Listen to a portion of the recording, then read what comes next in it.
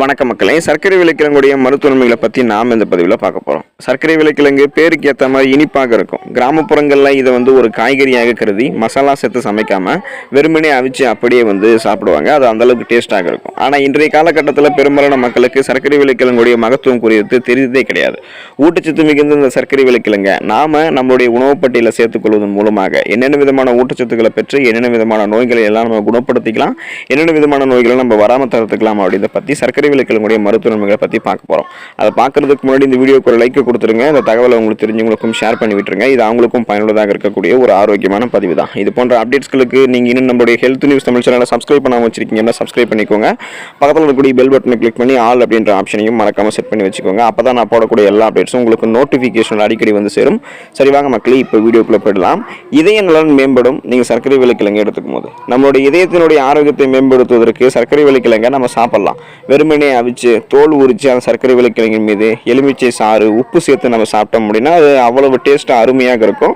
இதை நீங்கள் சாப்பிட்டீங்கன்னா நீண்ட நேரத்திற்கு உங்களுக்கு பசி எடுக்காது. இதன் மூலமாகவே நீங்கள் உங்களுடைய உடல் எடையை அதிகப்படுத்திக்காமல் இதய நலன் நீங்கள் மேம்படுத்திக்கலாம். கொலஸ்ட்ராலை குறைக்கிறதுக்கு நீங்கள் சர்க்கரை விளைக்கிழங்கு எடுத்துக்கலாம். கரையக்கூடிய மற்றும் கரையாத நார்சத்து வகைகள் இந்த சர்க்கரை விளைக்கிழங்குல இருக்குது, தாராளமான அளவில் இருக்குது. நாம் நம்மளுடைய உடலில் இருக்கக்கூடிய கொலஸ்ட்ரால் மீது இந்த சர்க்கரை விளைக்கிழங்கு போயிட்டு ஒரு பாண்டிங்கை ஏற்படுத்தும். ஸோ இதை நீங்கள் அந்த உங்களுடைய உடலில் இருக்கக்கூடிய இந்த கொலஸ்ட்ராலை நீங்கள் இந்த சர்க்கரை விளைக்கிழங்கு சாப்பிட்றதன் மூலமாகவே குறைச்சிக்கலாம். அதிலும் கெட்ட கொழுப்புகளை கரைக்கிறதுக்கு ரொம்பவே உதவிகரமாக சர்க்கரை விளைக்கிழங்கு இருக்கும். நல்ல கொழுப்புகளை உங்களுடைய உடலில் போதுமான அளவுக்கு வச்சு கெட்ட கொழுப்பை மட்டும் குறைச்சிக்கிட்டு நீங்கள் இதயத்தை ஆரோக்கியமாக வைக்கிறதுக்கு கண்டிப்பாக சர்க்கரை விளைக்கிழங்கு எடுத்துக்கலாம். பொட்டாசியம் சத்து நிறைந்திருக்கக்கூடிய ஒரு உணவுப் பொருளாக சர்க்கரை விளைக்கிழங்கு இருக்குது. ஸோ உங்களுக்கு இந்த பிபி பிளட் ப்ரெஷர் சார்ந்த பிரச்சனைகள்லாம் உங்களுக்கு இருக்காது. பொட்டாசியம் சத்துன்னு சொல்லப்போ போது நம்மளுடைய இதய நலனை மேம்படுத்துறதுலையும் ரத்த அழுத்த அளவை கட்டுப்படுத்துறதுலையும் பொட்டாசியத்துடைய பங்கு தான் முக்கியமானதாக இருக்குது. அது கூட உயர் ரத்த அழுத்தம் ஹை பிபின்னு சொல்லும் பார்த்தீங்கன்னா ஹை பிளட் ப்ரெஷர் மற்றும் ஹைப்பர் டென்ஷனுக்கு காரணமான சோடியத்தினுடைய செயல்பாடுகளை பொட்டாசியம் தான் கண்ட்ரோல் பண்ணுது. ஸோ இப்படிப்பட்ட பொட்டாசியம் சத்து நம்ம பெறுவதற்கு கண்டிப்பாக சர்க்கரை விளைக்கிழங்கு நம்ம எடுத்துக்கலாம். ரத்த நாளங்கள் பாதுகாக்கப்படும் நம்ம சர்க்கரை விளைக்கிழங்கு எடுத்துக்கும் போது. இந்த சர்க்கரை விளைக்கிழங்குல விட்டமின் சத்து நிறைவான அளவில் இருக்குது. குறிப்பாக சொல்லணும் அப்படின்னா விட்டமின் சி உயிர் சத்து தாராளமான அளவில் இருக்குது. இதோட ரத்த நாள பாதிப்புகளை தடுக்கக்கூடிய ஆன்டி ஆக்சிடென்ட் சத்துக்களும் சர்க்கரை விளைக்கிழங்குல கிடைக்கும். இதய நோயால் பாதிக்கப்பட்டிருக்கக்கூடிய மக்கள் வாரம் ஒரு முறையாவது சர்க்கரை விளைக்கிழங்கு சாப்பிட்டு வரலாம். அப்படியே சாப்பிடும்போது ரத்த நாளங்கள் உங்களுக்கு பாதுகாக்கப்படும், இதயம் உங்களுக்கு ஆரோக்கியமாக இருக்கும். பீட்டா கரோட்டினுடைய வளமான ஒரு ஆதாரமாக சர்க்கரை விளைக்கிழங்கு இருக்குது. ஆரஞ்சு வண்ணத்தில் இருக்கக்கூடிய சர்க்கரை விளைக்கிழங்குல பீட்டா கரோட்டின் சத்து மிகுதியான அளவில் இருக்குது. இது நம்மளுடைய உடலில் இதய நோய்க்கான அபாயத்தை குறைக்கிறதுக்கு உதவிகரமாக இருக்கும். ஸோ இதே போல் பீட்டா கரோட்டின் சத்து உங்களுக்கு கேரட்டிலும் கிடைக்கும்.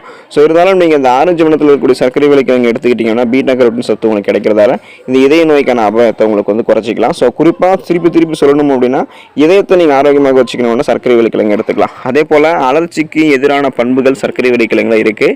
நீடித்த அலர்ச்சி காரணமாக தான் நமக்கு இதய நோய்கள்லாம் ஏற்படும். ஸோ சர்க்கரை விளைக்கிழங்கு நம்ம எடுத்துக்கிட்டோம் அப்படின்னா அந்த அலர்ச்சிக்கு எதிரான பண்புகள்லாம் நமக்கு வந்துடும்.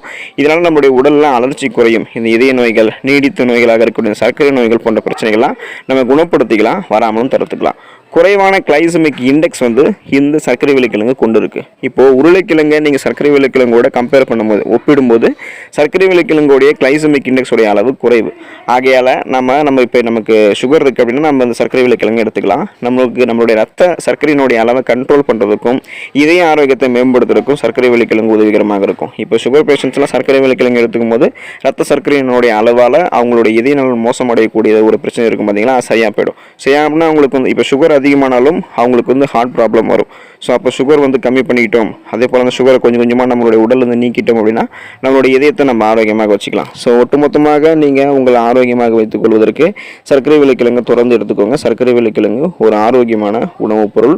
அதை நீங்கள் சாப்பிட்டு ஆரோக்கியமாக இருங்க, நலமோடு வாழுங்க. நன்றி மக்களே.